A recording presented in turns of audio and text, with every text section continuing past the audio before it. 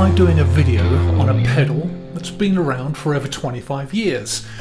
Plus, it's probably the most famous overdrive pedal you may not have heard of.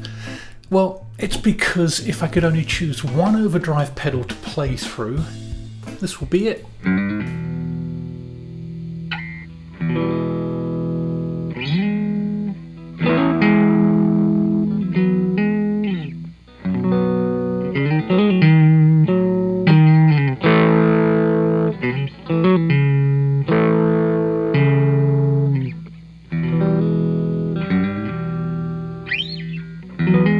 Many great players and session players use overdrive as part of their signal chain.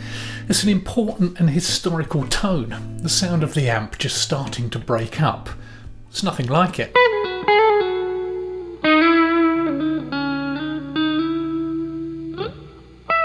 There are so many overdrives in the market today, and many more to come. So which one would you choose? Well, that's going to depend on the sound you're looking for. Do you need a mid-hump when playing lead over a band? Or a natural sounding overdrive that sounds like the amp at the edge of breakup?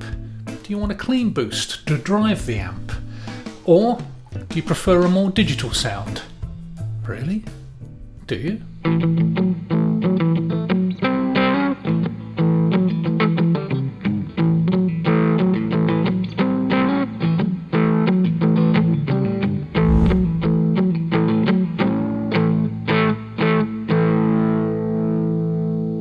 So, in this video, I'm going to be looking at the Nobels ODR-1 Natural overdrive.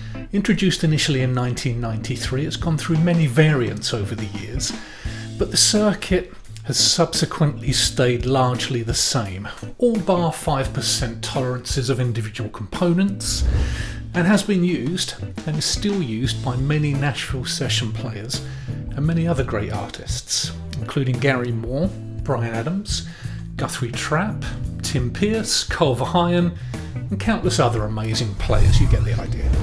This isn't a sponsored video though. I bought, or should I say discovered, this pedal myself. I think I'm just a massive convert. The ODR-1 falls somewhere between a typical tube screamer and a clean boost, although it's certainly not a tube screamer. But just because you'll know what that sounds like. Because this pedal was developed entirely in-house at Nobels and has its own sound. It's a natural and smooth overdrive that works great on everything. It doesn't affect the EQ of your original tone and keeps all the frequencies you love, but just adds a beautiful amp breakup tone. And with buffered bypass as opposed to true bypass, there's actually a ton of versatility inside this black and green pedal.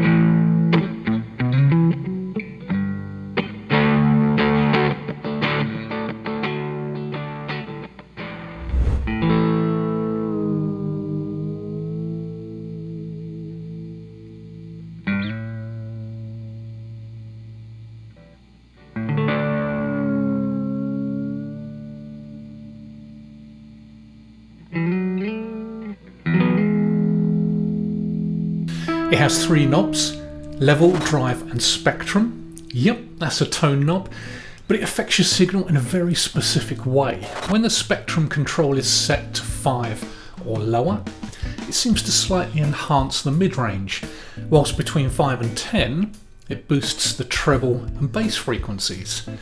It's designed in Germany and built in China. This is one of those pedals that you either know or you don't. But believe me, when you discover it, you'll never look back. And it's not expensive either, with prices at around $100 or $80 for the Mini, and of course even cheaper if you buy used. Don't let the price fool you though. This is a seriously good overdrive.